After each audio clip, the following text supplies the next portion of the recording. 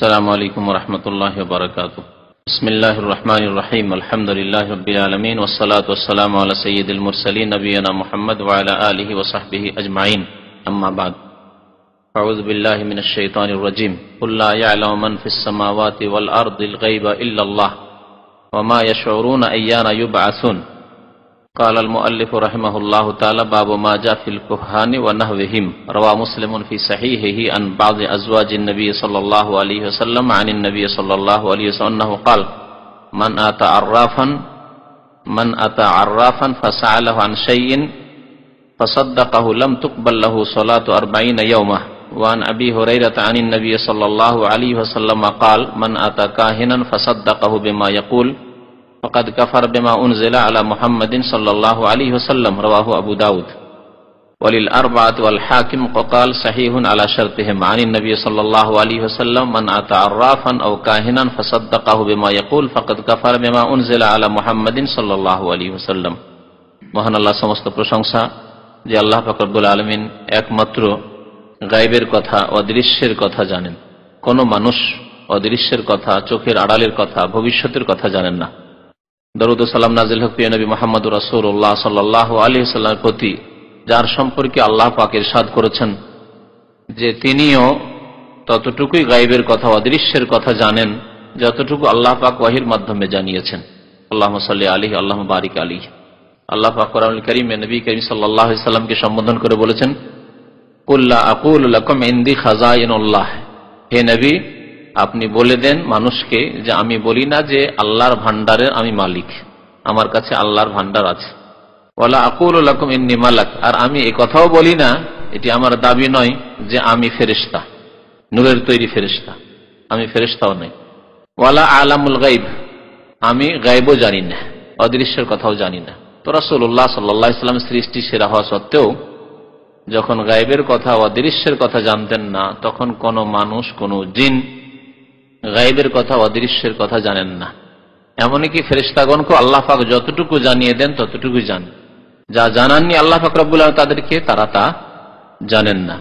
তো এই কথা এই জন্যই বললাম ভূমিকায় যে আজকের বিষয়বস্তু হচ্ছে গণক সম্পর্কে, গণকদের কাজকর্ম সম্পর্কে। গণক বা জ্যোতিষী যারা গণকের কাজ করে, গণনা করার দাবি করে, আর গণনার মাধ্যমে তারা ভবিষ্যৎবাণী করতে পারে, অথবা চোখের আড়ালের কোনো কিছুর খোঁজ খবর বলতে পারে, এইরকম দাবি করে। হারিয়ে যাওয়া বস্তু বা হারিয়ে কোনো মানুষ গিয়েছে, কোনো ছেলে গেছে, তার খোঁজ খবর দিতে পারে। এই ধরনের যাদের দাবি, এই সম্পর্কে শরীয়তের বিধান কি?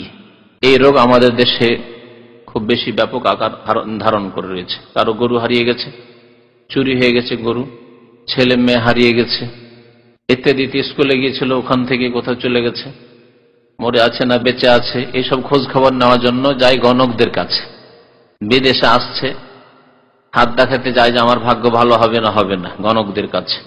এসব সম্পর্কে শরীয়তের বিধান কি?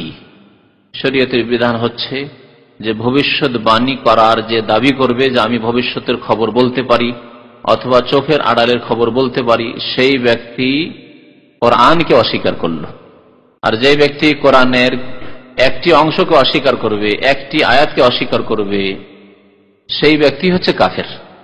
একটি আয়াতের বিধানকে কেউ যদি অস্বীকার করে তাহলে যদি কাফের হয়, তাহলে যে কোরআনের বহু আয়াতকে অস্বীকার করবে, কোরআনের বিধানকে অস্বীকার করবে, সেই ব্যক্তি কাফের, এতে কোনো সন্দেহ নেই। তো আল্লাহ পাক রব্বুল আলামিন কোরআনে কারিমে স্পষ্ট করে দিয়েছেন যে একমাত্র আলেমুল গায়ব, অদৃশ্যের খবর রাখেন আল্লাহ পাক। আল্লাহ ছাড়া কেউ অদৃশ্যের খবর, চোখের আড়ালের খবর, ভবিষ্যতের খবর রাখেন না। নবী করিম সাল্লাল্লাহু আলাইহি ওয়াসাল্লাম রাখেন না বললাম, তাকে যতটা জানানো হয়েছে তাই জানেন। এই জন্য বহু ঘটনায় রয়েছে যে নবী করিম সাল্লাল্লাহু আলাইহি ওয়াসাল্লামকে জিজ্ঞাসা করা হলে তিনি বলেন যে পরে বলছি, অথবা চুপ থেকেছেন, ওহী এসেছে তারপরেই জবাব দিয়েছেন। অনেক ঘটনায় ঘটেছে যেখানে ক্ষয়ক্ষতি হয়ে গেছে, নবী করিম সাল্লাল্লাহু আলাইহি ওয়াসাল্লাম জানেন না, না হলে কখনো পাঠাতেন না বা এই কাজ করতেন না। তায়েফে গিয়েছেন রাসূলুল্লাহ সাল্লাল্লাহু আলাইহি ওয়াসাল্লাম, যদি জানতেন যে তায়েফের লোকেরা একটাও তো মুমিন মুসলিম হবেই না, বরং তারা দুর্ব্যবহার করবে, জুলম অত্যাচার করবে, তাহলে কখনো সফর করতেন নবী করিম সাল্লাল্লাহু আলাইহি ওয়াসাল্লাম। ওহদে 50 জনকে নিযুক্ত করলেন ওই ছোট পাহাড়টির উপরে। যদি জানতেন, গায়েব জানতেন, তার মানে জানেন যে এদেরকে যতই নসিহত করে উপদেশ দিই যে এখান থেকে সরবে না, নড়বে না, তারপরে এরা নেমে যাবে, তাহলে তাদের উপরে ভরসাই করতেন না যে তোমাদের ভরসা করলাম না, আমাকে নিজে এখানে সামলাইতে হবে দায়ী, তাই করতেন।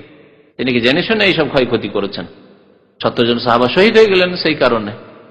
নবী কারীম সাল্লাল্লাহু আলাইহি ওয়াসাল্লামের কাছে কিছু লোকেরা, কাফেররা মিথ্যা এসে বলল মদিনার বাইরে থেকে যে আমরা কয়েকটি বংশের লোক, গোত্রের লোক মুসলমান হয়ে গেছি, কিন্তু তাদের তালিমের শিক্ষা ব্যবস্থা নাই। তো তাদেরকে কোরআন শিক্ষা দেওয়ার জন্য, দিন শিক্ষার জন্য, নামাজ শেখানোর জন্য কিছু লোক দরকার, পাঠিয়ে দেন আপনি আপনার সঙ্গীদেরকে। নবী সাল্লাল্লাহু আলাইহি ওয়াসাল্লাম কতজন সাহাবীকে পাঠিয়েছিলেন? 70 জন, যারা সবাই হাফেজে কোরআন ছিলেন, আলেম ছিলেন। তারা 70 জন হাফেজ আলেমকে পাঠিয়ে দিলেন রাসূলুল্লাহ সাল্লাল্লাহু আলাইহি ওয়াসাল্লাম। তারা মদিনার বাইরে গিয়ে যখন তাদের এলাকার কাছাকাছি গিয়েছে, সেখানে বেশ কিছু লোককে বসিয়ে রেখেছে। তারা চারিদিক থেকে ঘেরাও করে নিল। 70 জনের মধ্যে 69 জনই শহীদ হয়ে গেলেন সেখানেই। একজন কোন রকম করে বেঁচে আসতে পেরেছিলেন। জি, একজন বেঁচে আসতে পেরেছিলেন। এসে নবী করিম সাল্লাল্লাহু আলাইহি ওয়াসাল্লামকে খবর দিলেন। তার খবর দেওয়ার আগে আল্লাহ পাক জিবরাইলের মাধ্যমে খবর দিয়েছে আপনার সাহাবায়ে কেরামদেরকে যে আপনি পাঠিয়েছিলেন কোরআনের শিক্ষা দেওয়ার জন্য, নামাজের শিক্ষা দেওয়ার জন্য, দ্বীনের শিক্ষা দেওয়ার জন্য, মুনাফিক তারা আসলে মুসলমান হয়নি, আসলেই কাফের রয়েছে, তারা সবকে হত্যা করে দিয়েছে। ওহী নাযিল হয়েছে, তারপরে জানতে পারলেন। তাহলে নবী করিম সাল্লাল্লাহু আলাইহি ওয়াসাল্লাম যদি গায়েব জানতেন তো 70 জন কোন একজন সাহাবীকে পাঠাতেন না।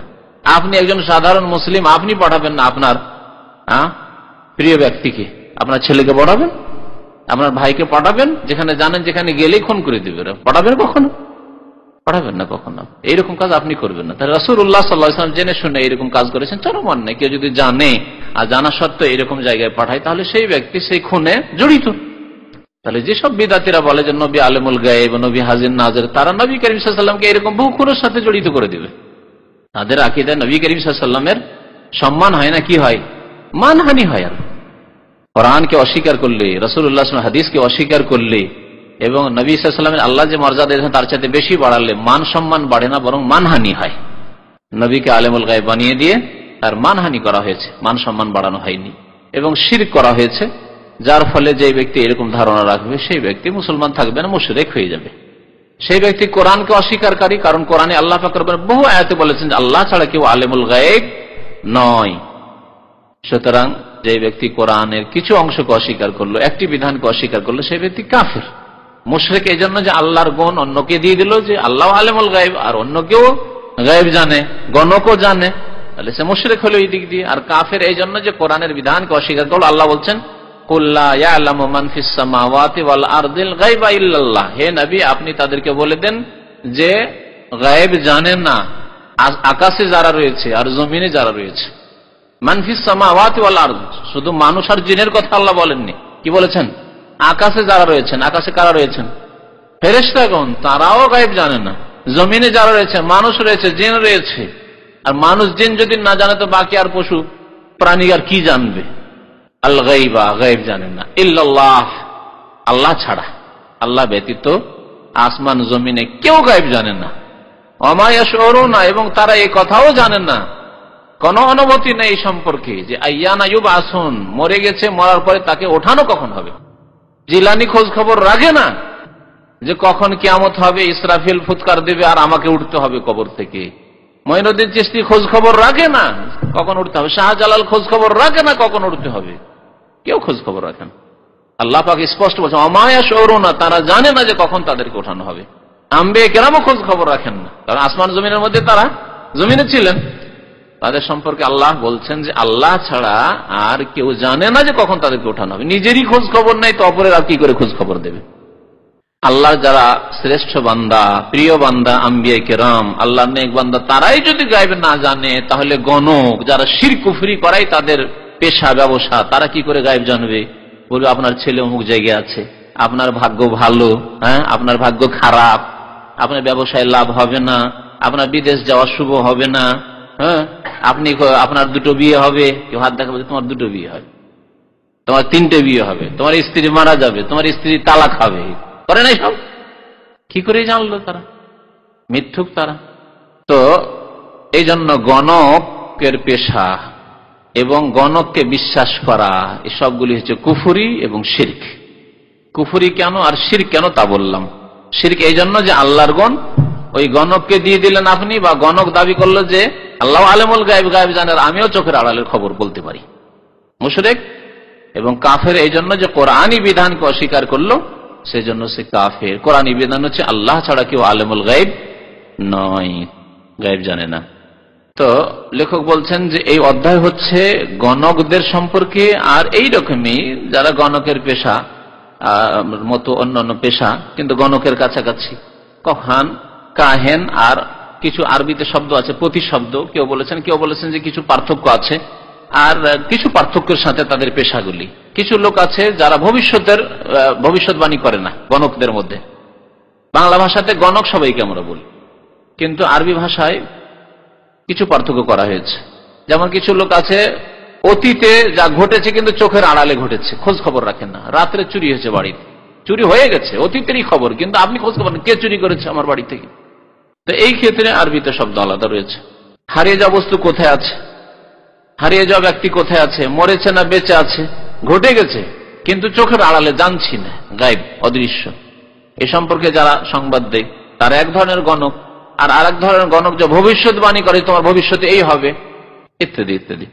তো এই জন্য লেখক বলছেন কাহেন, গণক এবং গণকদের মতো যারা মুনাজ্জেম আছে, তারকা দেখে যারা ভবিষ্যৎবাণী করে, যারা রেখা টেনে ভবিষ্যৎবাণী করে, ইত্যাদি ইত্যাদি, তাদের সম্পর্কে শরীয়তের বিধান কি নিয়ে এসেছেন লেখক। প্রথমে সহিহ মুসলিমের একটি হাদিস, ইমাম মুসলিম রহমতুল্লাহ আলাই নবী করিম সাল্লাল্লাহু আলাইহি ওয়াসাল্লামের এই হাদিস বর্ণনা করেছেন আল্লাহর নবীর কোন এক বিবি হতে, অর্থাৎ বর্ণনাকারী সাহাবী হচ্ছেন নবী করিম সাল্লাল্লাহু আলাইহি ওয়াসাল্লামের জাওজায়ে মুহতারামা বিবি।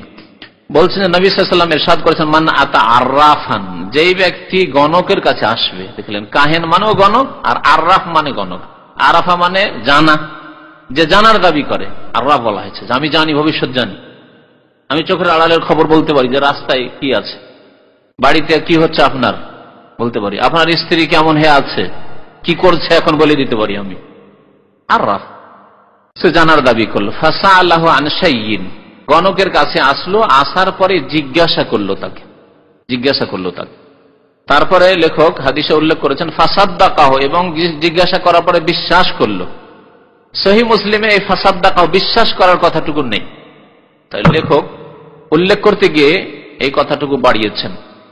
হয়তো তার সামনে যে মুসলিম শরীফের কপি ছিল তাতে হইতে পারে যে টাইপের ভুল হইতে পারে, সেখান থেকে হয়তো নকল করেছেন। এরকম ভুল অনেক সময় হয়ে যায়, যে আপনি হয়তো এমন কিতাব থেকে নোট করছেন যেখানে টাইপের ভুল আছে, তাহলে আপনি ভুল থেকে নোট করলে ভুলতে হবে, এরকম ভুল হয়ে যেতে পারে। অথবা উলামায়ে কেরাম বা মুহাদ্দিসিনরা অনেক সময় হাদিস বর্ণনা করতে গিয়ে দেখেন যে একটা হাদিস একটা কিতাবে সংক্ষেপে আছে, আর এক কিতাবে একটু বিস্তারিত আছে। বুখারীতে বা মুসলিমে সংক্ষেপে আছে, বিস্তারিত নেই। বিস্তারিত হাদিসটা উল্লেখ করার পরে বলে দিলেন যে এটা মুসলিমে আছে, কিন্তু বিস্তারিত মুসলিমে নেই, সংক্ষেপে আছে।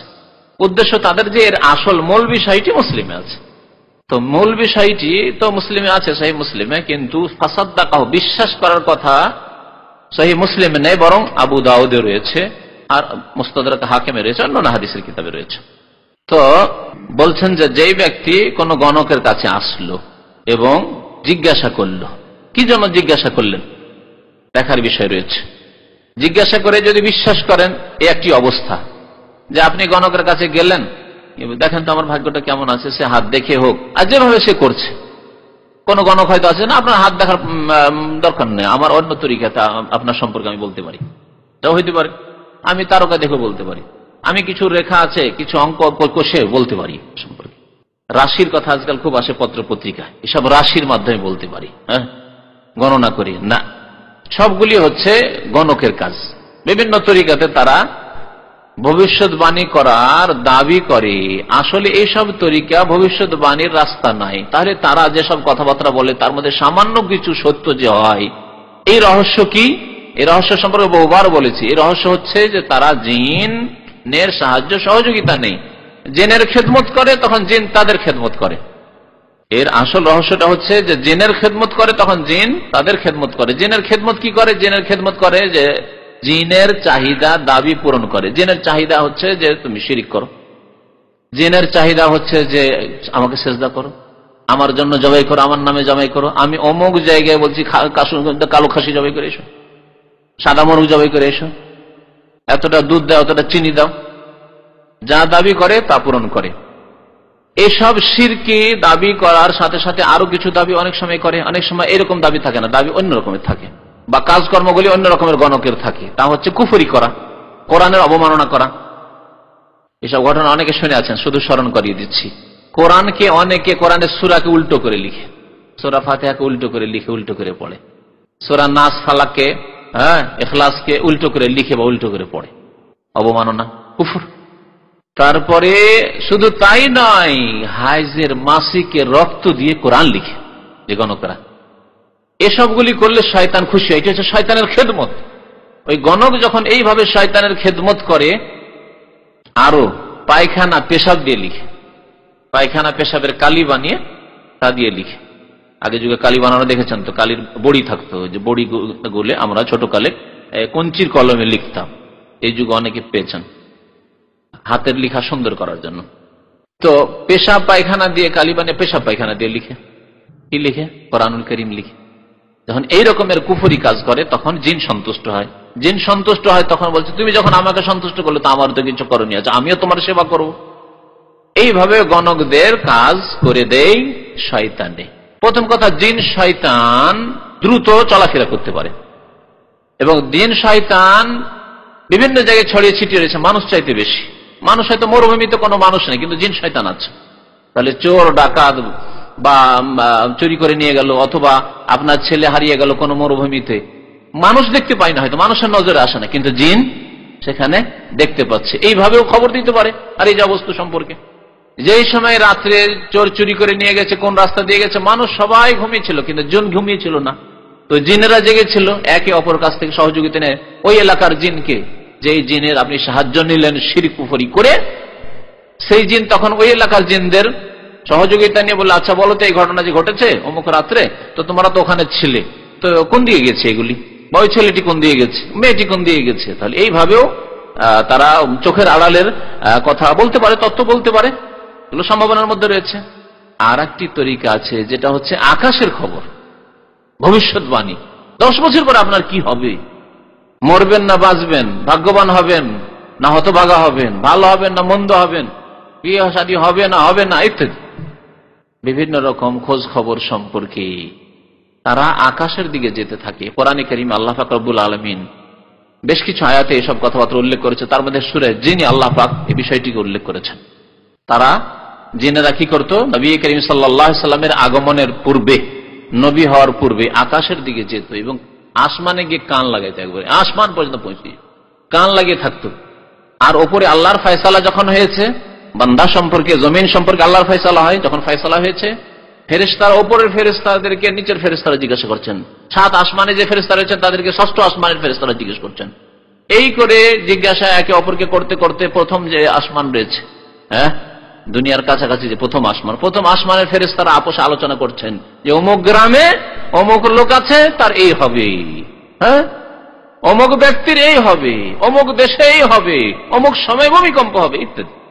এসব কথাবার্তা, অমুক জাতিকে হালাক করা হবে, ধ্বংস করা হবে, অমুক জাতিতে অমুক জাতিতে অমুক দেশে লড়াই হবে, যুদ্ধ বাঁধবে, অমুক রাজার পতন ঘটবে, অমুক বংশ ক্ষমতায় আসবে, অমুক দল ক্ষমতায় আসবে। আজকাল বড় বড় যেসব রাজনৈতিক দল, সেগুলি গণকের কাছে যায়। ভারতে বিভিন্ন দল গণকের শরণ নেই, শরণাপন্ন হয়। তারা ইলেকশনের সময় গণকদেরকে জিজ্ঞাসা করে যে আমরা এবার ইলেকশনে জিততে পারবো না, কোন দল হারবে, কোন দল জিতবে। গণকরা ওই আকাশে যে জিনেরা যায় তাদের সাহায্য নেয়। 2-1টি কথা সত্য বলে আর তার সাথে 100টি মিথ্যা বলে। নবী করিম সাল্লাল্লাহু আলাইহি ওয়াসাল্লাম বলেছেন, ফায়াকযিবু মাহা মিআতা কাযিবা, 100টি মিথ্যা কথা বলে, একটি সত্য হয়। ওই একটি সত্য হলেই তা নিয়ে লাফালাফি শুরু করে, দেখো যে বলেছে সত্য হয়েছে গণকের কথা, তাহলে গণকের কাছে যেতে হবে। আমি গিয়েছিলাম বা অমুক গিয়েছিল শুনেছি, ওই অমুক গিয়েছিল, কেসাগুলি বেশি আছে। এই পীরদের সম্পর্কে, মাজার সম্পর্কে অমুক করেছিল, অমুক দেখেছিল, অমুক শুনেছে, এইভাবে কিসসা কাহিনীগুলো কিন্তু খুব মশহুর আছে, তাই না? অমুক জায়গাতে হয়েছিল, কালকে কে শোনাছিল কল্লাসার না কেল্লাসার মাজার, তার কল্লা ওই জেলেরা পেল, আর সব লা ইলাহা ইল্লাল্লাহ জিকির চলছে, কল্লা থেকে জিকির আসছে, শুনতে পেল। এগুলি কি দেখা ঘটনা? হ্যাঁ শুনেছি, শোনা কথা, এইভাবে শুনে সত্য হোক আর মিথ্যা হোক, একটা যদি সত্য হয় 100টা তাতে মিথ্যা লাগিয়ে এইসব শিরক কুফরির ব্যবসা চালানো হচ্ছে। পীরতন্ত্রের ব্যবসায় হোক আর এই গণকদের ব্যবসায় হোক, এসব ব্যবসা এইভাবেই চলছে। নবী করিম সাল্লাল্লাহু আলাইহি ওয়াসাল্লাম যখন নবী হলেন 40 বছর বয়সে, তখন আকাশকে একবারে শক্ত পাহারা দিয়ে সুরক্ষিত করে দেওয়া হলো। শক্ত পাহারা দিয়ে সুরক্ষিত করে দেওয়া হলো। কোরআন কারিমে আল্লাহ এই কথা উল্লেখ করেছে সূরা জিন, মুলিআত হারাসান শাদীদা, আকাশ পথকে একেবারে শক্ত পাহারা দিয়ে, হারাসান মানে পাহারা, হারেসের জন্য সিকিউরিটিকে বলে না, শাদীদা মানে বড়ই শক্ত পাহারা দিয়ে একবারে ভর্তি করে দেওয়া হলো, চারদিকে পাহারা আর পাহারা। নবী হলেন তো পাহারা কেন দেওয়া হলো আকাশের? ওহীর হেফাজতের জন্য। আকাশ থেকে দুনিয়ার কিছু ফয়সালার কথা শয়তানরা শুনে চলে আসছে, জিনেরা শুনে চলে আসছে, আর গণককে বলছে। কোরআন আয়াত তো ওখান থেকে নাযিল হচ্ছে, ফেরেশতারা তো আলোচনা করেছেন যে এই কোরআন আয়াত নিয়ে যেতে হবে।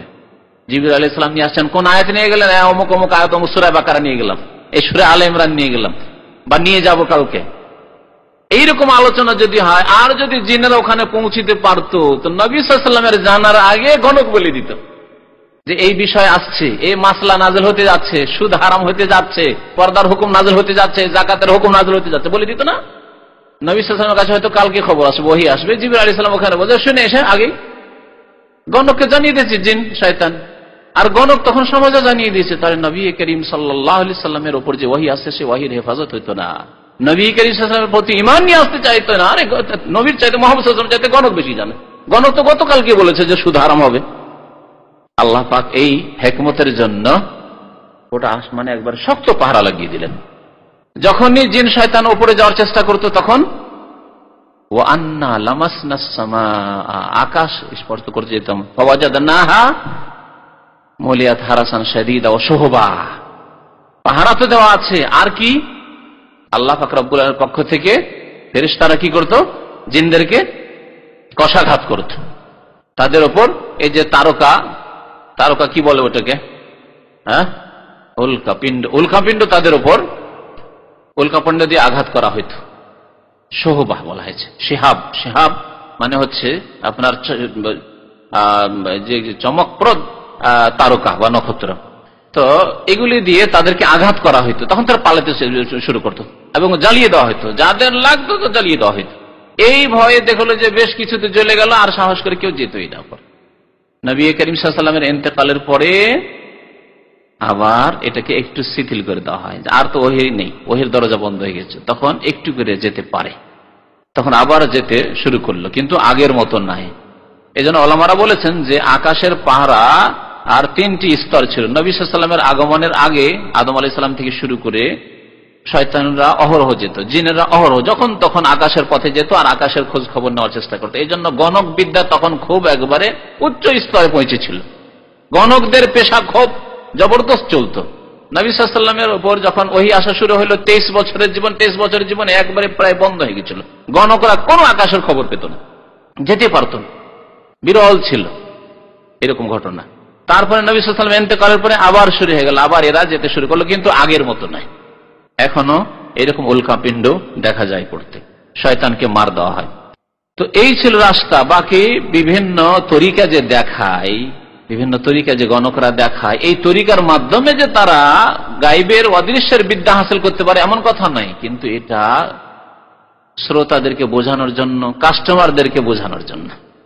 দেখেছেন আজকাল মেকানিকদেরকে, আপনার গাড়িতে কোনো ডিস্টার্ব নেই, আপনার এসিতে কোনো সমস্যা নেই, কিন্তু আপনার এসি একদিন রেখে যেতে হবে, কাজ আছে কিছু, আপনার গাড়ি একদিন রেখে যেতে হবে, কিছু কাজ আছে।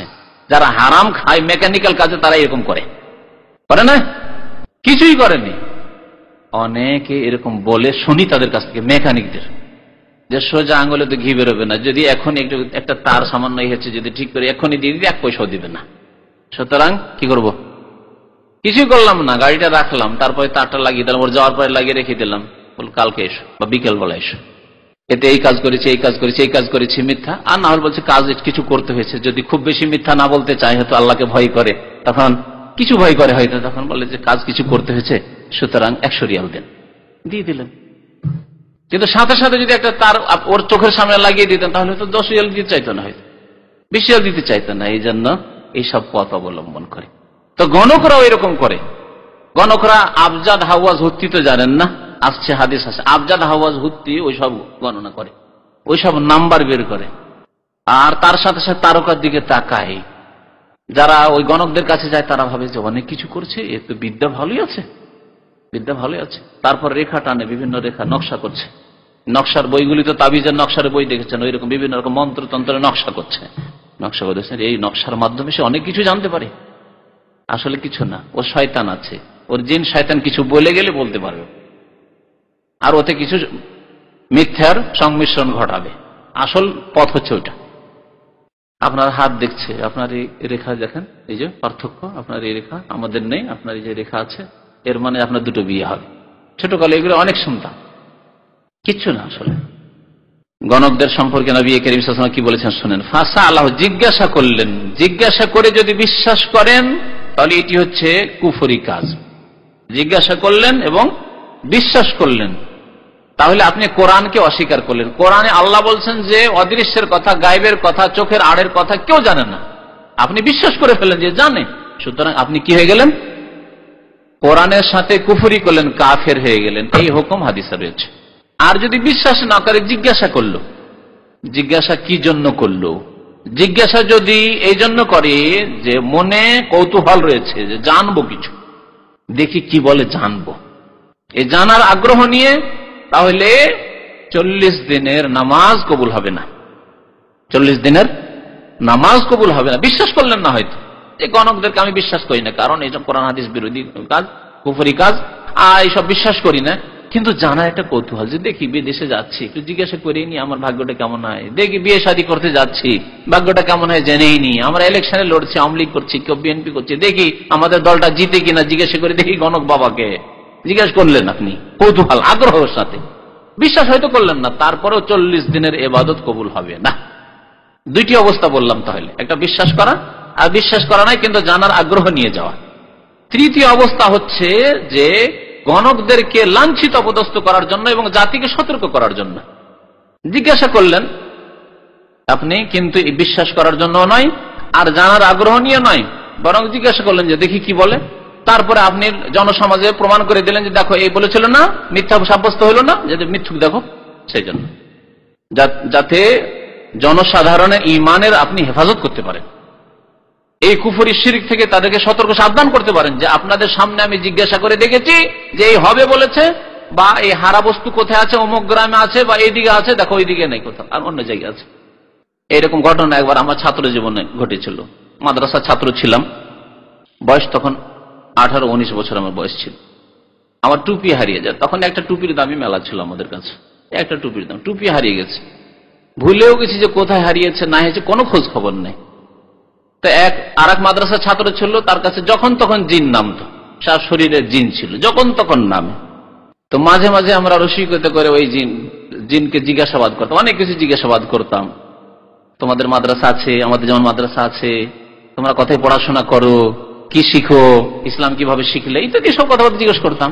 ওর মধ্যে একদিন মনে হলো যে জিনকে জিজ্ঞেস করি যে আমার টুপিটা তো হারিয়ে গেছে। আমি নিজে জিজ্ঞেস করছি, আর সাথী বন্ধু আমার 1 বছর নিচে পড়তো, সেই ছেলেটি, ওই যে ছেলে জিন ধরেছিল, জিজ্ঞেস করছি আচ্ছা বলো তো, তুমি তো অনেক কথাই বলছো, আর তোমার তো অনেক খোঁজ খবর নাকি রাখো, বলো তো আমার টুপিটা হারিয়ে গেছে, কয়েকদিন থেকে আমার টুপি নেই, বিনা টুপিতে নামাজ পড়তে হচ্ছে, একটি টুপি মাত্র। আজকালকার জামানার মতো এত পয়সা তখন ছিল না। তো টুপিটা কোথায় আছে বললো। সে বলছে আপনার টুপি নিয়ে গেছে, আপনার টুপি মাদ্রাসার বাইরে চলে গেছে, মাদ্রাসায় নেই। কয়েকদিন পরে মসজিদে নামাজ পড়তে গেছি, মসজিদে নামাজ পড়তে গিয়ে দেখি যে মসজিদেই এক কোণাতে পড়ে আছে টুপি, মাদ্রাসার বাইরে টুপি যায়নি। মিথ্যা সাব্যস্ত হলো কি হলো না? মিথ্যুক। নবী করিম সাল্লাল্লাহু আলাইহি ওয়াসাল্লাম বলেছেন জিনেরা চরম মিথ্যুক, সাদাকাকা ওয়া হুয়া কাযুবুন। আয়াতুল কুরসি যখন ফজিলত বলেছিল আবু হুরায়রা হাদিসে রাদিয়াল্লাহু তাআলা আনহু, বুখারী শরীফে বড় হাদিস আছে। আয়াতুল কুরসির যে ফজিলত, এটা শয়তানে শিখিয়েছে। চোর শয়তান যে যাকাতের খেজুর চুরি করতে এসেছিল মসজিদে নববীতে, জানেন? তাহলে জিন শয়তানও চুরি করে, জিন শয়তানও চুরি করে। কয়েকদিন আগে এক লোক জিজ্ঞাসা করছে যে আমার বাড়িতে যা কিছু রাখি চুরি হয়ে যায়, খাবার রাখি খাবার পাই না, অলংকার রাখি অলংকার চুরি হয়ে যায়, টাকা রাখি টাকা কমতে থাকে। ঘটতে পারে, জিন শয়তানও চুরি করে। আবু হুরায়রা রাদিয়াল্লাহু তাআলা পাহারা দিচ্ছেন, আল্লাহর নবী তাকে পাহারাতে রেখেছেন যে এই যাকাতের খেজুর আছে, গরিব মিসকিনকে বিতরণ করতে হবে, দেখাশোনা করো। রাত্রে এসেছে আর এসেছে তার বস্তা ভরছে মানুষের রূপ ধরে নিয়েছেন। একদিন ধরলেন, প্রথম রাত ধরলেন, খুব কান্নাকাটি শুরু করলো যে গরিব মানুষ, ছেলে মেয়ে অভাবে আছে ইত্যাদি। সেদিন মায়া হয়ে গেল, ছেড়ে দিলেন। দ্বিতীয় দিন ওই রকমই, তাও খুব কাকুতি মিনতি করে কান্নাকাটি শুরু করলো, সেই দিনও ছেড়ে দিলেন আবু বকর রাদিয়াল্লাহু তাআলা আনহু। প্রত্যেক দিন কিন্তু ফজরে নবী সাল্লাল্লাহু আলাইহি ওয়াসাল্লাম জিজ্ঞাসা করছেন যে বলো আজকে তোমার কি অবস্থা, পাহারার ঠিকভাবে পাহারা দিয়েছো তো? বলছি ইয়া রাসূলুল্লাহ পাহারা দিয়েছি, কিন্তু একটা চোর এসেছিল, আর চোর খুব কান্নাকাটি যখন শুরু করলো আজকে ছেড়ে দিলাম। নবী সাল্লাল্লাহু আলাইহি ওয়াসাল্লাম বললেন যে আজকে ছেড়ে, প্রথম দিন আবার আসবে।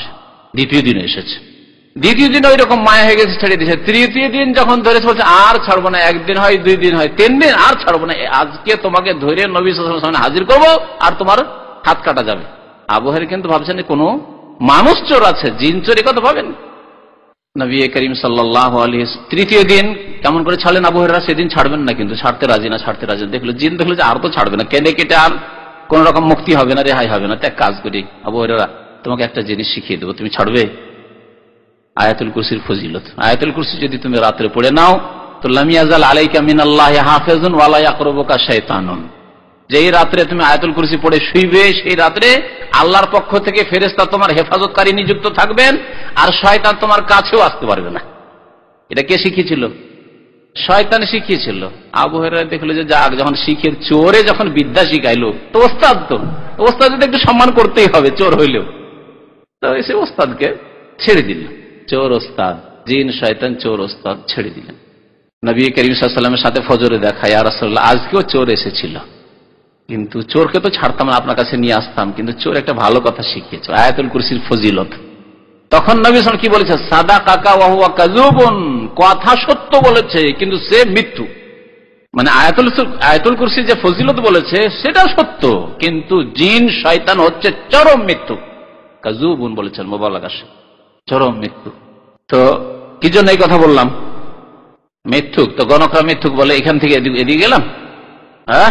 হ্যাঁ, জিনেরা তো ওই টুপি সম্পর্কে মিথ্যা কথা বলেছে। তো জিনদের মাধ্যমে তো গণকরা কিছু বিদ্যার দাবি করে আর মিথ্যা কথা বলে, জিনেরাও মিথ্যা তত্ত্ব দেয়। ওই গণককে এসে জিনও মিথ্যা কথা বলে। যখন শিরক করেছে, আমার জন্য জবাই করেছে, আমার জন্য সাদা মোরগ করেছে, আমার জন্য কালো খাসি করেছে, আমার জন্য যখন মাজারে গেছে আমি বলেছি অমুক মাজারে যাও, অমুক মাজারে গিয়ে খাসি মোরগ জবাই করো ইত্যাদি, অমুক কবরের মাটি নিয়ে এসো, মাজারের মাটি নিয়ে এসো ইত্যাদি, এইসব যখন আমার শুনেছে, তা আমাকে তো কিছু করতে হবে, মিথ্যা হইলেও তো কিছু করে দিতে হবে। তো 3টি অবস্থা বললাম কিন্তু গণক কাছে যাওয়ার। একটা হচ্ছে গণককে লাঞ্ছিত করার জন্য, সেটি জায়েজ শুধু রয়েছে। আর বাকি লাঞ্ছিত করার উদ্দেশ্য যদি না হয়, জানার উদ্দেশ্যে যান, তবু 40 দিনের নামাজ কবুল হবে না। বিশ্বাস যদি করেন তো কাফের হয়ে যাবে। এই হাদিসে বলছেন লাম তুকবাল্লাহু সালাতু 40 ইয়াওমান, 40 দিনের নামাজ কবুল হবে না, 40 দিনের নামাজ কবুল হবে না। নবী করিম সাল্লাল্লাহু আলাইহি ওয়াসাল্লাম মদখোর সম্পর্কে বলেছেন হাদিস, যে ব্যক্তি মদ খাবে তার 40 দিনের নামাজ কবুল হবে না, নবী সাল্লাল্লাহু আলাইহি ওয়াসাল্লাম বলেছেন।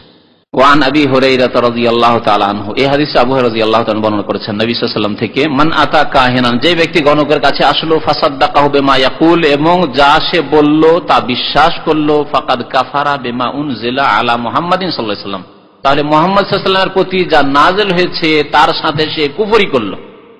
মুহাম্মদ সাল্লাল্লাহু আলাইহি ওয়াসাল্লামের উপর কি নাযিল হয়েছে? আল কোরআন। তো আল কোরআনের সাথে কুফরি করলো, অর্থাৎ কোরআনকে অস্বীকার করলো। সে মুসলিম না কাফের? সে কাফের। কি জন্য কাফের? কি করে কোরআনকে অস্বীকার করলো? যে ব্যক্তি কোরআনের একটি অংশকে অস্বীকার করলো সে সবটাকে অস্বীকার করলো, কারণ সবগুলি আল্লাহ পাকের কথা, আল্লাহ পাকের বাণী। সেই ব্যক্তি অস্বীকার করলো গায়েবের আয়াতগুলি, যে গায়েবের আয়াতগুলিতে বলা আছে একমাত্র আলেমুল গাইবকে আল্লাহ পাক, আলেমুল গাইবে ফালা ইউযহিরু আলা গাইবিহি আহাদা, গায়েব সম্পর্কে আল্লাহ পাক কাউকে জ্ঞান দেন না, তবে যাকে ওহীর মাধ্যমে যতটুকু জানিয়েছেন সবকিছুই জানার ক্ষমতা দেননি। চাবি দিয়ে দেওয়া হয়নি যে দরজা খুলে সবকিছু আমি দেখে নেব, কোথায় কি আছে না আছে, কখন কি হবে না হবে। রাওয়াহু আবু দাউদ, হাদিসটি আবু দাউদের। তাই 2টি অবস্থার হুকুম চলে আসলে এখানে। যদি কেউ বিশ্বাস করে তাহলে সে কাফের হয়ে যাবে। যে কোরআনের সাথে কুফরি করলো সে আল্লাহর সাথে কুফরি করলো, কারণ আল্লাহর বাণী। সেই ব্যক্তি আখিরাতের সাথে কুফরি করলো, সেই ব্যক্তি ইসলামের সাথে কুফরি করলো, সেই ব্যক্তি কাফের হয়ে গেল। সুতরাং গণককে বিশ্বাসকারী হচ্ছে কাফের। গণককে যে বিশ্বাস করে সেই কাফের, তাহলে গণক কি? গণক কাফের মুশরিক, এতে কোনো সন্দেহ নেই, কারণ সে এক তো শিরক করে, শিরক করার মাধ্যমে এসব করে, জিনকে রাজি করে, আর সেই ব্যক্তি কোরআনকে অস্বীকার করে, এই জন্য কাফের। কোরআন সম্পর্কে আল্লাহ পাক নাজিল করার কথা বলেছেন বহু জায়গায় কোরআনে, তাই না? নাজিল হওয়ার কথা বলেছেন। নাজেল উপর দিক থেকে হয় না নিচের দিক থেকে? দুনিয়াতে কোন জায়গায় শুনেছেন যে নিচের দিক থেকে নাজেল হয়?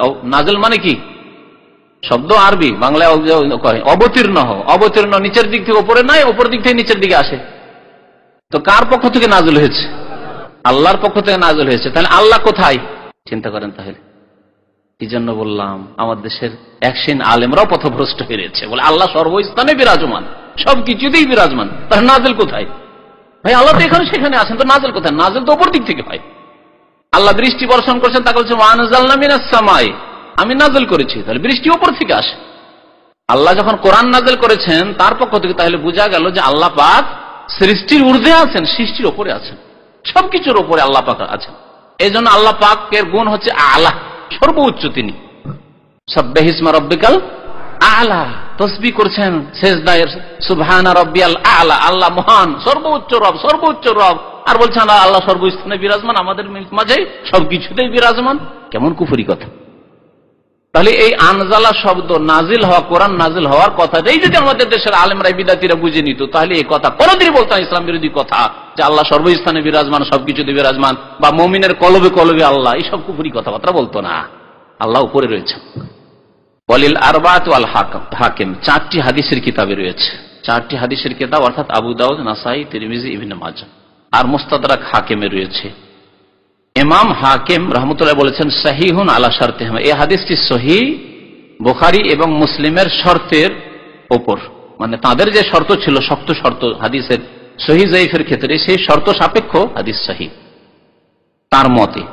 আনিন নবী সাল্লাল্লাহু নবী করিম সাল্লাল্লাহু আলাইহি সাল্লাম থেকে বর্ণিত, মান আতা আররাফান, আরেকটি হাদিস, তাতে কি রয়েছে? যেই ব্যক্তি আররাফের কাছে আসলো, আও কাহিনান, অথবা কাহিনের কাছে আসলো। আররাফ মানেও গণক, আর কাহিন মানেও গণক, কিন্তু আরবি ভাষায় বিভিন্ন নাম রয়েছে, মুনাজ্জেম রয়েছে, রাম্মাল রয়েছে, এগুলির নাম হচ্ছে, আসছে নামগুলি সব একসাথে। পার্থক্য আছে কিনা না প্রতিশব্দ, এই নিয়েও ইখতিলাফ রয়েছে উলামায়ে কিরামদের। ফাসাদ্দাকাহু বিমা ইয়াকুল, এবং তারা বিশ্বাস করলো তাদের কথা। ফাকাদ কাফার বিমা উনজিলা আলা মুহাম্মাদিন সাল্লাল্লাহু আলাইহি ওয়াসাল্লাম, নবী সাল্লাল্লাহু আলাইহি ওয়াসাল্লামের উপর যা নাযিল হচ্ছে তার সাথে সে কুফরি করলো। মুসনাদে আবু ইয়ালাতে রয়েছে, সহিহ সনদে ইবনে মাসউদ রাদিয়াল্লাহু তাআলা আনহু থেকে মিসলু এইরকমই হাদিস মাওকুফ, কিন্তু ইবনে মাসউদ রাদিয়াল্লাহু তাআলা আনহু তার বক্তব্য হিসাবে পেশ করেছেন, নবী সাল্লাল্লাহু আলাইহি ওয়াসাল্লাম থেকে বর্ণনা করেননি। ওয়ান ইমরান ইবনে হুসাইন মারফুআন, ইমরান বিন হুসাইন রাদিয়াল্লাহু তাআলা আনহু বর্ণনা করেছেন নবী সাল্লাল্লাহু আলাইহি ওয়াসাল্লাম হতে মারফু হাদিস, লাইসা মিন্না, আল্লাহর নবী বলছেন আমার উম্মতের অন্তর্ভুক্ত নয়। লাইসা মিন্না, আমার দলভুক্ত নয়, মানে নবীর উম্মত নয়। তাহলে মান তাতাইয়ারা, যে ব্যক্তি কুলক্ষণ নেবে বা কোনো কিছুকে অলক্ষী মনে করবে, আও তাতাইয়ারা লাহু, অথবা তার জন্য কুলক্ষণ নেওয়া হবে, যে ভালো লক্ষণ হচ্ছে না মন্দ লক্ষণ, একটু আমার পরীক্ষা করে দেখেন তো, ভাগ্যটা পরীক্ষা করে দেখেন তো, এরকম করলো, নিজের জন্য করলো অথবা অন্যের জন্য করলো। জাহেলি যুগে তারা তীর বের করত, তীরের আপনার প্যাকেট থেকে তীর বের করতো, আর তীরগুলোতে লিখা থাকতো ইফাল, কাজ করাও করো, আর একটা লা তাফাল, কাজ করিও না, অথবা কাজ করলে অসুবিধা নেই, লিখা থাকতো। চোখ বন্ধ করে বা কাউকে বলতো যে একটা তীর বের করো তো, আমি যাচ্ছি সফরে, বিদেশে যাচ্ছি, আমার বিদেশ যাওয়া শুভ হবে কি হবে না একটু দেখো তো। তো যেই ব্যক্তি বের করতে বললো, ভাগ্য নির্ণয় করতে বললো, আর যার জন্য ভাগ্য নির্ণয় করা হলো বা যে করলো আর যার জন্য করা হলো, দুইজনই নবী করিম সাল্লাল্লাহু আলাইহি ওয়াসাল্লামের দলের মধ্যে নয়, অন্তর্ভুক্ত নয়, দলের অন্তর্ভুক্ত নয়। আওতা কাহানা, অথবা গণকের কাজ করলো, আওতুক হেন আল্লাহু, বা তার জন্য গণকের কাজ করা হলো। একজন লোক গণকের কাছে গেল, আমার জন্য এটা একটু গণে দেখেন, আমার ভাগ্যটা দেখেন, বা আমার এই ঘটনা ঘটেছে এই সম্পর্কে আপনি দেখেন কিছু। আও সাহারা, অথবা যে ব্যক্তি জাদু করলো, আও সোহের আল্লাহ, জাদু করা হলো তার জন্য, জাদু করলো মানে যে জাদুর পেশা করে, আর জাদু করা হলো তার জন্য, না উল্টো হইল? উল্টো হইল। জাদু করলো যে ব্যক্তি জাদু করছে, একটা লোককে জাদু করছে কেউ, আর সোহের আল্লাহ তার জন্য জাদু করা হইলো, তলব করলেন জাদুকরের কাছে গিয়ে যে অমুক লোক আমার শত্রু, তাকে একটু জাদু করে দেন, তার জন্য জাদু করা হইলো। এরা সবাই নবী সাল্লাল্লাহু আলাইহি ওয়াসাল্লামের উম্মতের অন্তর্ভুক্ত নয়, উম্মত থেকে খারিজ, বহিষ্কৃত। ওমান আতা কাহিনান, এবং যে ব্যক্তি গণকের কাছে আসবে, ফাসাদ্দাকাহু বিমা ইয়াকুল, এবং তার কথাগুলি বিশ্বাস করবে, ফাকাদ কাফার বিমা উনজিলা আলা মুহাম্মাদিন সাল্লাল্লাহু আলাইহি ওয়াসাল্লাম, মুহাম্মদ সাল্লাল্লাহু আলাইহি ওয়াসাল্লামের উপর যা নাযিল হয়েছে তার সাথে সে কুফরি করলো। রাওয়াহুল বাজ্জার বিসনাদিন জাইয়্যিদ, উত্তম সূত্রে ইমাম বাজ্জার রাহমাতুল্লাহ আলাইহি বর্ণনা করেছেন। তাহলে এই হাদিস মুসলিমে রয়েছে, তারপরে আপনার আবু দাউদ, নাসাই, তিরমিজি, ইবনে মাজাহ এগুলিতে রয়েছে, মুস্তাদরাক হাকিমে রয়েছে, আরো বেশ কিছু কিতাবে রয়েছে। ওয়ারাওয়াত তাবারানী, তাবারানী তো রয়েছে ফিল আওসাত। ইমাম তাবারানীর 3টি কিতাব রয়েছে।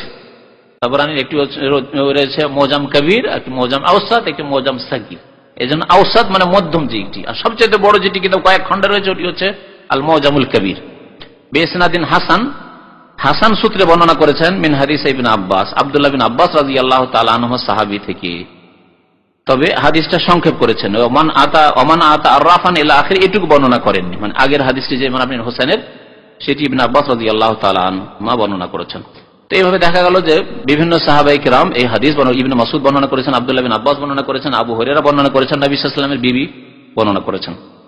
কালাল বাগবী, ইমাম বাগবী ইনি একজন মুফাসসির ছিলেন, প্রসিদ্ধ তার তাফসীর রয়েছে ইমাম বাগবীর, তাফসীর বাগবী বলে মশহুর রয়েছে, ছাপা তাফসীর। তিনি বলছেন আররাফ কাকে বলে আর কাহেন কাকে বলে, তিনি পার্থক্য করেছেন। তাহলে এই শব্দগুলি সম্পর্কে, যে শব্দগুলি আরবিতে রয়েছে গণকের ক্ষেত্রে, সেগুলি সম্পর্কে কয়েকটি মত আছে। একটি মত হচ্ছে সবগুলি প্রতিশব্দ। প্রতিশব্দ বুঝেন তো না? প্রতিশব্দ, প্রতিশব্দ মানে শব্দ একাধিক কিন্তু অর্থ হচ্ছে এক, অর্থ এক। তো তাহলে কাহেন মানেও গণক, আর আররাফ মানেও গণক, আর রাম্মাল মানেও গণক, আর মোনাজ্জেম মানেও গণক, সবগুলি গণক। আর কেউ বলেছেন না, পার্থক্য আছে। কেউ অতীতের সংবাদ বলে, অতীতে যা ঘটে গেছে সে সম্পর্কে বলে, হারিয়ে যাওয়া বস্তু সম্পর্কে বলে। আর কেউ ভবিষ্যৎ সম্পর্কে বলে, কেউ নক্ষত্র দেখে বলে, গণকের পেশা। কেউ আপনার বালিতে বা জমিনে মাটিতে রেখা টেনে বলে। এই বিভিন্ন অবস্থার বিভিন্ন নাম, যে যেমন ভাবে বলে সেই নামগুলি হয়। তো বলছেন যে কাহেন আররাফ কাকে বলে, আল্লাযী ইয়াদদাই মারিফাতাল উমুর, যেই ব্যক্তি দাবি করে, ওই গণককে বলা হয় যে ব্যক্তি দাবি করে যে সে অদৃশ্যের কথা জানে, বেমুকাদ্দামাতিন, বেশ কিছু তার মন্ত্রতন্ত্র দিয়ে, ইস্তাদিল্লু বিহা আলাল মাসরুক, যা দিয়ে সে প্রমাণ করতে চায় যে চুরি করা বস্তু আছে কোথায়, যে বস্তু চুরি হয়েছে তা আছে কোথায়, ওয়া মাকান আল্লাহ, বা হারিয়ে যাওয়া বস্তু আছে কোথায়, ওয়া নাহওয়া যালিকা, এইরকমই। ছেলে রাগ করে চলে গেছে, আছে কোথায়। অকিল, আর কেউ কেউ বলেছেন হুয়াল কাহেন, যে আররাফ সে হচ্ছে কাহেন, যেমন বললাম প্রতিশব্দ। কাহেন আর আররাফ একই কথাই। আবার কেউ বলেছেন ওয়াল কাহেন হুয়াল্লাযী ইখবিরু আনিল মুগায়্যিবাতি ফিল মুস্তাকবাল, কাহেন ওই ব্যক্তিকে বলে যেই ব্যক্তি ভবিষ্যতের অদৃশ্যের কথা বলেন। ভবিষ্যতে কি হবে, আগামী বছর কি হবে, তারপরের বছর কি হবে, আগামীতে কোন দেশে যুদ্ধ লাগতে যাচ্ছে। অতীতে তো জানলাম যে আফগানিস্তানে হইল, তার আগে কুয়েত আর ইরাকে হইল, তারপরে ইরাকে হলো, চলছে, ফিলিস্তিনে চলছে, আগামীতে কোথায় কোথায় হবে, ইত্যাদি ইত্যাদি, যে কোনো রকম কথাই হোক না কেন। ভবিষ্যৎ সম্পর্কে যেই ব্যক্তি কোনো সংবাদ দেয় আর বলে যে অদৃশ্যের কথা ভবিষ্যতের আমি জানি, তাকে কাহেন বলা হয়। আবার কেউ কেউ বলেছেন যে কাহেন ওই ব্যক্তিকে বলে যেই ব্যক্তি মনের কথা বলে। আসছে একজন, তাকে বলছে আপনি কি উদ্দেশ্যে এসছেন, বলবো আপনি অসুস্থ আছেন, ওই জন্য এসছেন, আপনার রোগের চিকিৎসার জন্য। ভণ্ড পীরের এইসব কাজ করে। তো পীরতন্ত্রে হচ্ছে ভণ্ডামি, সুতরাং পীর মানে ভণ্ড। তো পীরেরা অনেক সময় ভেলকিবাজি লাগাবার জন্য, মুরিদের সংখ্যা বাড়ার জন্য, মুরিদকে একেবারে হতভম্ব করার জন্য বলে, আচ্ছা রাজশাহী থেকে এসছেন, আপনার এই সমস্যা, তো একেও কাহেন বলে।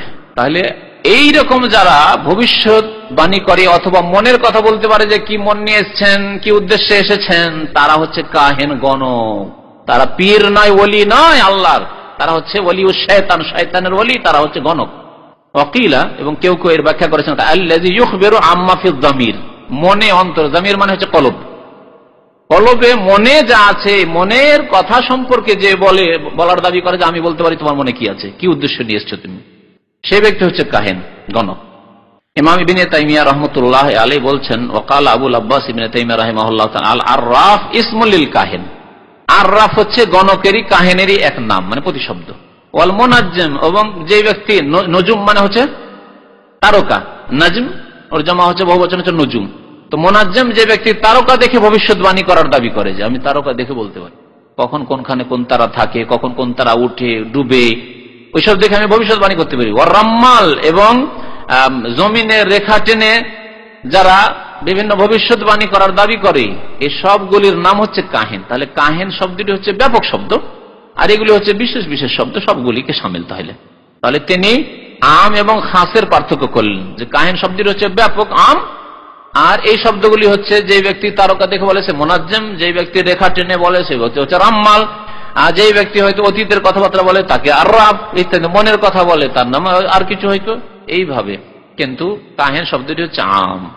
যেমন আমি উদাহরণ দিয়ে বুঝাই মানুষকে, যে ইনসান শব্দটি, ইনসান মানে মানুষ, মানুষ শব্দ হচ্ছে আম, মানুষ শব্দ হচ্ছে এ মানুষের মধ্যে আছে পুরুষ আর নারী, তাহলে পুরুষকেও মানুষ বলবেন, ইনসান বলবেন, আর মহিলাও ইনসান, মহিলা কি ইনসান নয়, মহিলাও ইনসান।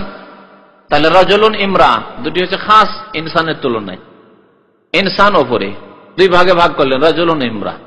আবার রাজুলুন ইমরাকে কয়েক ভাগে বা বিভিন্ন রকম ভাগ করতে পারেন, এশিয়ান, আফ্রিকান, ইউরোপিয়ান, আমেরিকান। আবার এশিয়াকে আবার কয়েক ভাগে ভাগ করতে পারেন, যতগুলি দেশ এশিয়াতে আছে ভাগ করতে পারেন। আবার রং বর্ণের দিক দিয়েও ভাগ করতে পারেন, সাদা, শ্যামলা, কালো, সবগুলি কিন্তু মানুষ, খাস খাস হতে যাচ্ছে। কেউ বেটে, খাটো, লম্বা ইত্যাদি, শিক্ষিত, অশিক্ষিত, সব মানুষ, সবাই মানুষ। তো আম এবং খাসের পার্থক্য করেছে, বলছেন যে এইরকম যতগুলি নাম রয়েছে, মিম্মা ইয়াতাকাল্লামু ফি মারিফাতিল উমুর, যারা কোন বিষয় সম্পর্কে জানার দাবি করে সেই সম্পর্কে কথা বলে, বিহাজি তরুক, এই রাস্তাগুলি, এই পথগুলি অবলম্বন করে। সাহাবী আব্দুল্লাহ বিন আব্বাস রাদিয়াল্লাহু তাআলা আনহুমার একটি বক্তব্য রয়েছে এই গণকদের সম্পর্কে। গণকদের আরেকটা তরিকা হচ্ছে যে আবজাদ, হাওয়াজ, হুত্তির যে সংখ্যাগুলি, আলিফে 1, বায়ে 2, জিমে 3 আর দালে 4, কোনটায় 40, কোনটায় 50, কোনটায় 1000, এই কায়দা বাগদাদের শেষে নম্বরগুলি আছে। নাম্বার বের করে সেগুলি এমনি যদি কারো নামের সংখ্যা বের করতে চায় অসুবিধা নেই, কোরআনের সংখ্যা বের করবে না। যেমন কোরআনে আবার নকশা আছে না, সূরা ফাতিহার নকশা, সূরা বাকারার নকশা, আমাদের দেশের কোরআনগুলিতে নকশা করা আছে, এটা জায়েজ নয়। আল্লাহর বাণীকে সংখ্যায় নিয়ে আসা জায়েজ নয়, কারণ এটি একটি বড় বিদআত, বরং এর চাইতে বড় বিপদ নিয়ে আসতে পারে, যে আপনি কোরআনকে বিকৃত করলেন। আপনি বলুন তো দেখি, কেউ যদি বিসমিল্লাহির রহমানির রহিম না বলে 786 বলে, তো কাজ চলবে নাকি? কাজ চলবে? খেতে বসছেন আর বিসমিল্লাহ না বলে বলছেন 786, শুরু করলেন খাওয়া, 786 পান করা শুরু করলেন। গাড়ি স্টার্ট দিলেন, বললেন 786, করেন না কেন বিদাতিরা এগুলো? তাহলে 786 শুধু দোয়া তাবিজের লাগে, ওই ক্যালেন্ডারের লাগে 786, বাসে লিখা থাকে, গাড়িতে লিখা থাকে, চিঠিতে আবার 786 না হয় এলাহি ভরসা, এসব কেন? ওখানে কেন বিসমিল্লাহ নেই? খাওয়ার সময় কেন এটা এলাহি ভরসা নেই? এলাহি ভরসা, খাওয়া শুরু করেন। বড় অজ্ঞতা রয়েছে আমাদের সমাজে। চিঠিতে সুন্নত বিরোধী লিখবে, বিসমিল্লাহ লিখবে না, হয় এলাহি ভরসা। এলাহি ভরসা রাখলে শিরক হবে না, কিন্তু সুন্নতের খেলাফ হবে। বাকি 786 তো শিরক, কারণ 786 আসল অঙ্ক 19 নম্বরে না 19টা বের করেছে তো না, একটা আলিফ ছেড়ে দিয়েছে, তো 1 নম্বর কমিয়ে দিয়েছে। আসল যদি অঙ্ক বের করতে হয় তাহলে 787 হবে, 786 হবে না। 786 অঙ্ক বের করে দেখা গেছে যে হরে কৃষ্ণর অঙ্ক বেরিয়েছে, হরে কৃষ্ণ। তাহলে কত হিন্দুরা চালাকির সাথে মুসলিম সমাজের শিরক কুফরি তাদের হরে কৃষ্ণ ঢুকিয়ে দিয়েছে। যারা 786 লিখে মুসলিমদের বাড়িতে, মুসলিমদের গাড়িতে, মুসলিমদের কাজে কর্মে, মুসলিমদের কিতাবে, তারা যেন হরে কৃষ্ণ লিখে, তাহলে মুশরিক হইল না বলুন তো দেখি? মুশরিক। তাহলে আবজাদ, হাওয়াজ, হুত্তির নম্বর বের করার মানে এই না যে আপনি কোরআনের নম্বর বের করবেন, বিসমিল্লাহর নম্বর বের করবেন, আউযুবিল্লাহর নম্বর বের করবেন। কিন্তু যদি আপনি কোন ক্ষেত্রে সংকেত হিসেবে আপনার নিজের ব্যক্তিগত ক্ষেত্রে লাগান, তার লাগাতে পারেন। উলামায়ে কেরামরা এরকম করতেন। ইমাম বুখারী রাহমাতুল্লাহ আলাইহির জন্ম দিবস, মৃত্যু দিবস আর আপনার তার বয়স সম্পর্কে একটি কবিতা আছে, যে কবিতাতে ওই শব্দের অঙ্ক দিয়ে দায়ী করেছে। মিলাদুহু সিদকুন ওয়া মুদ্দাতু উমরিহি ফিহা হামিদুন ওয়ান কাযা ফি নূরি, কবিতায় আছে মিলাদুহু সিদকুন, তার জন্ম হয়েছে সিদকুন, সাদ দাল কাফের নম্বর বের করেন তাহলে জন্ম দিবস বেরিয়ে যাবে ইমাম বুখারী রাহমাতুল্লাহ আলাইহি। ওয়া মুদ্দাতু উমরিহি, তার বয়স কত ছিল? বয়স হবে হামিদুনের, হা মিম ইয়া দালের অঙ্ক বের করলে তার বয়স বেরিয়ে যাবে। ওয়ান কাযা ফি নূরি, এবং তার ইন্তেকাল হয়েছে নূর, নুন ওয়াও রার অঙ্ক বের করলে তার ইন্তেকাল বেরিয়ে যাবে। তো ওলামারা এরকম করেছেন। এইরকমই যদি আপনার নাম হেলাল, হেলালের কত অঙ্ক হয় আপনি বের করে রেখেছেন। কোন জায়গায় সংকেতে অনেক সময় দেখছেন যে হেলাল নাম দিয়ে যদি চিঠি লিখি তো আমার অসুবিধা হইতে পারে। অনেক কথাই লিখছি যেগুলি কথা জালেম সরকারের কাছে ধরা খেতে পারে, অথবা জালেম কোন ব্যক্তির কাছে, অথবা আমার চিঠিকে মেরে দিতে পারে। আমি চিঠিতে ফর্ম এত অঙ্ক, ফর্ম হচ্ছে 530 খুঁজে পড়া কোথায় 530 আছে না আছে, তো অসুবিধা নেই। কিন্তু এগুলিকে যদি আবার গণকের কাজে লাগানো হয়, জ্যোতিষীর কাজে লাগানো হয়, তাহলে সেগুলি জায়েজ নয়, শিরক কুফরি। যেমন কোরআনের নকশা বানানো হয়, সূরার নকশা বানানো হয়, তাহলে শিরক কুফরি, জায়েজ নয়। আব্দুল্লাহ বিন আব্বাস রাদিয়াল্লাহু তাআলা আনহু বলছেন, ফি কওমিন, ওই লোকদের সম্পর্কে, ওই জাতি সম্পর্কে, সম্প্রদায় সম্পর্কে, ইয়াকতুবুনা আবাজাদ, মানে আবজাদ হাওয়াজ হুত্তি যারা লিখে, সংক্ষেপে তিনি বলেছেন আবজাদ হাওয়াজ হুত্তি লিখে, লিখার সাথে সাথে লিখে ওই দিকে একদিকে লিখে ওয়ানজুরুনা ফিন নুজুম, এবং তারকার দিকে তাকায়, লিখছে দিকে আর তারকার দিকে তাকাচ্ছে। আর যারা কাস্টমার এসেছে গণকের কাছে তাদেরকে বোঝাচ্ছে, দেখো আমি কিন্তু তোমার ভাগ্য নির্ণয় করছি, তোমার ভাগ্য পরীক্ষা করছি, আমি জানছি তোমার সম্পর্কে। তিনি মন্তব্য করেছেন তাদের সম্পর্কে যারা আবজাদ হাওয়াজ হুত্তির নম্বরকে ব্যবহার করে গণকের পেশায়, মা আরা মান ফাআলা যালিকা লাহু ইনদাল্লাহি মিন খালাক, আমি মনে করি না যে আল্লাহর নিকটে তার কাছে তার জন্য কোনো অংশ আছে। আল্লাহর কাছে সে কিছুই পাবে না, অর্থাৎ জান্নাত পাবে না, আল্লাহর কাছে কোনো শান্তি পাবে না, কবরে শান্তি পাবে না, আল্লাহর কাছে তার ঈমান নেই, কাফের হয়ে গেছে। আব্দুল্লাহ ইবনে আব্বাস রাদিয়াল্লাহু তাআলা আনহুমা তাহলে গণক সম্পর্কে মন্তব্য করেছেন আল্লাহর কাছে তাদের কোনো অংশ নেই। আল্লাহ পাক কোরআনে কারিমে বলেছেন, ওয়া মিনান নাসি মান ইয়াকুলু রাব্বানা আতিনা ফিদ দুনিয়া, কিছু মানুষ আছে যারা শুধু দুনিয়া চায়, টাকা চাই, পয়সা চাই, গাড়ি চাই, বাড়ি চাই, নারী চাই, নামাজ চায় না, রোজা চায় না, হজ চায় না, ঈমান চায় না, আমল চায় না, আখিরাত চায় না, জান্নাত চায় না, কিচ্ছু চায় না, শুধু দুনিয়া চায়। তাদের সম্পর্কে আল্লাহ কি বলছেন? ওয়া মা লাহু ফিল আখিরাতে মিন খালাক, তাদের আখিরাতে কোনো অংশ নেই, কিছুই পাবে না তারা। না পুল সিরাত পার হতে পারবে, না জান্নাত পাবে, না নবীর সুপারিশ পাবে, না হাউজে কাউসারের পানি পাবে, কোনো কিছুই পাবে না। ওয়া মা লাহু ফিল আখিরাতি মিন খালাক। ওই রকমই এখানে আব্দুল্লাহ বিন আব্বাস বলেছেন যে যারা এই গণকের কাজ করে, আবজাদ হাওয়াজ হুত্তি ব্যবহার করে এবং তারকা দেখে, তাদের আখিরাতে আল্লাহর কাছে কোনো অংশ নেই। লেখক বলছেন মাসলা মাসাইলগুলিতে যেগুলি আলোচনায় চলে এসছে তার মধ্যে একটি বলছেন যে একজন লোক যদি গণককে বিশ্বাস করে, তার এই গণকের প্রতি বিশ্বাস এবং কোরআনের প্রতি ঈমান একত্রিত হতে পারে না। যদি কেউ গণককে বিশ্বাস করে তাহলে সেই ব্যক্তি কোরআনে বিশ্বাসী নয়, কাফের সে। আর যদি কোরআনে বিশ্বাসী হয় তাহলে সে গণকের কাছে যেতে পারে না, গণককে বিশ্বাস করতে পারে না। দ্বিতীয় মাসলা বলছেন আত-তাসরি বিআন্নাহু কুফরুন, গণকের কাছে যাওয়া বা গণকের পেশা এগুলি হচ্ছে কুফরি কাজ, কাফের হয়ে যাওয়া কাজ। উল্লেখ করা হলো যে ব্যক্তি ভবিষ্যৎবাণী করে তার কথা উল্লেখ করা হয়েছে, যে ব্যক্তি কোনো কিছুকে কুলক্ষণ মনে করে, অলক্ষ্য মনে করে তার কথা এখানে উল্লেখ করা হয়েছে, নবী সাল্লাল্লাহু আলাইহি ওয়াসাল্লামের উম্মতের অন্তর্ভুক্ত নয়। যে জাদু করবে অথবা যার জন্য জাদু করা হবে তার সম্পর্কে যে শাস্তির কথা বলা হইলো, আবজাদকে যারা গণকের কাজে ব্যবহার করে তাদের কথা এখানে উল্লেখ করা হয়েছে। তারপরে লেখক বলছেন যে কাহিন আর আরাফে পার্থক্য আছে কিনা সে সম্পর্কেও এখানে কিছু কথা উল্লেখ করা হয়েছে।